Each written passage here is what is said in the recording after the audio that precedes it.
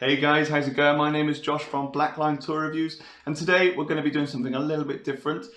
Unless you've been living in a cave, you'll know that New York Comic Con has been going on over the last few days. So I thought we'd have a little look at some of my favourite things that have been on display there. Now, it's not necessarily things that have been revealed there. There's some things that I've already seen before, but I'm going to include a few of those just because of some really awesome figures coming out, and there's some new shots and updates and things, so we'll have a look at those. Just to let you know that I'm filming this on Sunday lunchtime in the UK, so it's about 7:30 in the morning in New York, so there's still a little way to go with the convention. However, if I don't do it today, there's no way I'll be able to get this done and online in time for you guys. So it's just going to be a roundup of the things I've seen so far.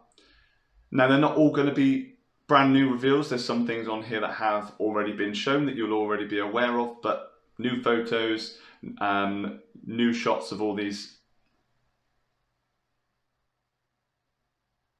Now, they're not all going to be new reveals. Some of the things on this list are things that have already been out and about on the web already. However, new photos of them is always nice to have a little look at. And we could talk about some of the exciting things that are to come in the next few months or a year or so. And also some things that haven't yet got dates. So I'll have a look at some of those as well. Just before we start, I wanted to mention that all of the photos you see in this video here have come from toyark.com. As I mentioned before, I did not manage to get over to New York Comic Con this year, so all credit goes to them. Please head over to their website and have a little look around for all sorts of toy and action figure related news. I'm going to start my list off with an honourable mention, and that is the Figuarts movie realisation Admiral Akbar Shogun figure. This thing is absolutely incredible. I mean, who wouldn't want a giant alien fish looking samurai in bright white uniform? Those big googly eyes look absolutely stunning. And then those fists and the huge claw gauntlet hands just look absolutely terrifying. Something about this just reminds me of Pennywise from It for some reason. He looks a little bit sort of dweeby, and the baggy clothes and the white and the dorky face, just, I guess that sums Akbar up. But he's one of my favourite sort of comedy characters from the Star Wars franchise. It looks like he comes with some sort of fan, Japanese fan. He's got a small blade across his waist, and he's got a large samurai sword at his hip, it looks like. And then in at number 10, we have the DC Collectibles Deceased Batman. Clever name, I like it. So this is a bit of a surprise for me on my list. It only makes it to number 10 because it's DC Collectibles. I'm not a DC Collectibles fan. I'm not a collector of DC figures in general. I do like Batman. I love his character design, and I'm really into zombies. So this figure really hits both of those marks. His articulation does look okay. Double jointed elbows, double jointed knees. The rest of it is, your guess is as good as mine really with DC Collectibles. However, it is the blue and the grey suit Batman, so I really like this figure. In at number 9 is the SH Figuarts Great Ape figure, and this guy is absolutely huge. You can see he looks incredibly heavy. In fact, they've even added extra stands just to hold his hands up, which is a little bit concerning. I don't really want to have 3 or 2 minimum stands holding up my figures, but I guess it's really hard to see how big he is compared to everything else, but I guess that indicates he's absolutely massive. And of course, if he comes with the stands and that base, then I'd be fine with that. I would worry about the cost. However, the face sculpt looks absolutely insane. He looks absolutely terrifying. The paintwork looks great though. I love the yellow on the shoulder pads. I love the bright blue. And I love all the battle damage he's got going on. Again, on his right shoulder pad, it's been obviously destroyed. And all the battle damage on his chest, all the cracks and everything looks amazing. I'm a big Dragon Ball fan, and I think this one has been a long time coming, so I'm excited about that. And at number 8, actually another figure that really surprised me, is the Diamond Select Toys PS4 Spider-Man. Now, the reason this really surprised me is because I only own one other Diamond Select toy figure, and it's absolutely abysmal.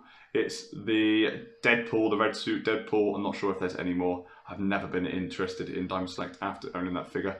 The articulation on that figure is absolutely terrible, and I hate it. I don't know why I still own it. It should be in the bin. But anyway, let's talk about this Spider-Man. The reason I've chosen this Spider-Man is because the sculpt looks absolutely brilliant. I love that paintwork. I love the vibrant white spider on his chest. The bright blue and red paint on his suit look incredible. The black lines look really nice and crisp. Will it look like this when it gets finally released? I doubt it. It's Diamond Select, and who knows what the articulation is going to be like. Spider-Man needs to have incredible hips, needs to have really good shoulders. Will Diamond Select deliver? Who knows? We'll see when it comes out in November. At number 7 then is a figure that I never thought I'd see. It's a blast from the past, not something I'm particularly familiar with, and that's the Storm Collectibles Golden Axe, Axe Battler and Red Dragon. This guy looks awesome, and anything that comes with a big red and yellow and orange dragon wins it for me, and Storm Collectibles are absolutely killing it at the moment. I've seen loads of reviews of their Mortal Kombat stuff and their Street Fighter figures, and they look absolutely amazing, so I'm assuming that this guy is going to follow suit with that. But anyway, he looks brilliant. His articulation, he looks like he's got butterfly joints, the sculpt looks incredible, the paint looks really nice, and for me it's all about the Red Dragon. He looks so good. The brown leather and the nice distressed metal rings on his reins look absolutely great. There's so much detail in the head sculpt of that dragon. You can see all the scales, you can see the nice bright white teeth. Axe Battler comes with a nice big silver sword, which has a nice matte finish to it, lots of detail. The sculpt of the muscle work on Axe Battler looks really great, so I'm actually really excited about this figure. I'm not sure where he would go in my collection. I'm not sure whether I'd pick him up. He would potentially have been higher up on my list if I was more interested in Golden Axe. However, he had to make it on there just for the Red Dragon alone.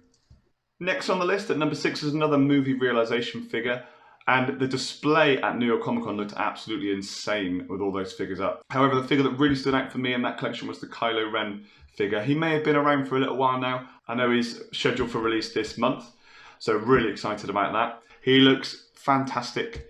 I absolutely love the look of these samurai figures. He comes with the sword, the short dagger on his front again. He comes with his red transparent lightsaber. He comes with a nice cape and lots of layers, which really make him look the part.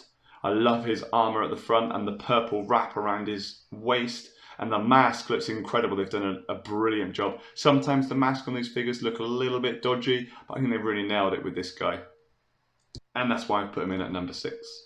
And then at number 5, again, something that's really surprised me that it made it on the list, because I'm not a statue collector at all, but it's the Plex, or Plex, Godzilla from the 2019 movie. And the reason this made the top 10 and actually made it all the way up to number 5 is the sheer size and quality of detail and paint and sculpt of this thing. It is absolutely beautiful.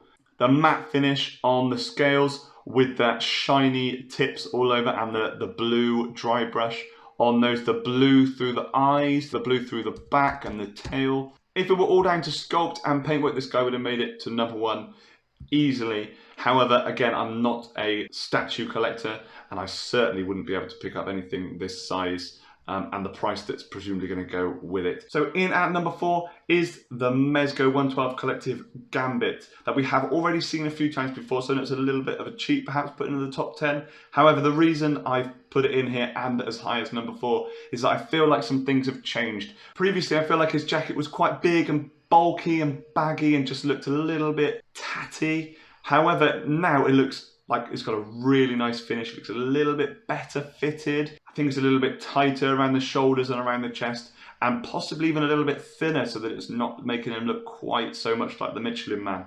I love the finish on the coat. I love the texture on the inside and the fact that it hasn't got all those horrible frayed edges that we sometimes see on the Mezco soft goods. And let's be honest, it's Gambit. The character design has always been something I've really enjoyed, so I'm really looking forward to seeing him in the flesh and hopefully getting hold of him. Now the final 3 figures are in the higher price bracket, but what do you expect? I mean, the higher the price, the cooler these things look, and this is not a top 10 things list of things I can afford. This is a top 10 of the coolest things I've seen at New York Comic Con. So at number 3 is Hot Toys First Order Snow Trooper. And this guy looks amazing. I'm really into figures with soft goods, and man, does this guy deliver. Look at that cape, the way that it flows. I love the bendy wire in there, makes it look incredibly dynamic. It really sits nicely over his shoulders, and the sculpt of that helmet looks incredible. I love the bright white. It looks really stark up against the sort of dark grey inner of the cape and the black accents on the gun. The whole thing just looks amazing. The snow boots with the detail on, this guy looks insane. I'm really looking forward to seeing more about this figure, and of course the price that it comes in at. Okay, the figure at number 2 spot is the Mezco 112 Collective Mr. Freeze, and this guy looks insane. The amount of detail is just incredible. The frozen glass on that dome is incredible, and how you can just about make out the face, the details of the face behind it. Looks amazing. All those capsules behind his head and the vibrant blues that they've been painted in.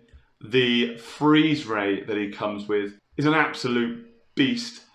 The detail on it again, the paintwork with the different blues, the different dark greys, and all the speckles around the front that makes it look like it's been damaged through use. This thing just looks great. The tubes that come out from the gun and around to his backpack look amazing. I love the sort of slightly baggy boiler suit-like trousers that he's wearing and the detail on them, and then those huge chunky boots. He looks phenomenal. So the number 1 spot goes to the Hot Toys Mandalorian figure. I am so excited for the Mandalorian show to come out. I cannot wait to see it. It's been a long time coming, and I love the detail of the costume, the bagginess around his neck, the way that it gathers slightly on the sleeves with the grey material, the weathered look on the armor plates on his thighs, and the rusted metal around his shins for those shin guards. What I'm assuming are bolts for his gun across his chest and on his ankle. The detail in those looks incredible. The leather boots and the handgun and the rifle that look like they've come straight out of a Western. I mean, this guy is a perfect mix of sci-fi and Western. I absolutely love. The leather straps look really realistic. The metallic clips and buckles and goggles and rivets all over just really add to the detail of this figure, and in typical Hot Toys style makes it look like he's just stepped out of the screen. So that is a rundown of my top 10 favourite figures on show at New York Comic Con 2019. If you have a different opinion, please let me know down below. Let me know what your favourite figure was. If you agree with any of the things that I've put in my top 10 list, don't forget to check out my other videos, subscribe to my channel and click that notification bell. And remember, collect, play and be proud.